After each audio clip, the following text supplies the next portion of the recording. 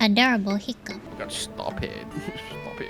You know, Yoshi taught me how to get rid of a hiccup. So when you drink water, put either one of your hand on the other side of the ear. Right hand, go over your head, touch your left ear, and drink water like that, while your spine is straight. And that's how you get rid of a hiccup. Sounds like witchcraft. It worked for me!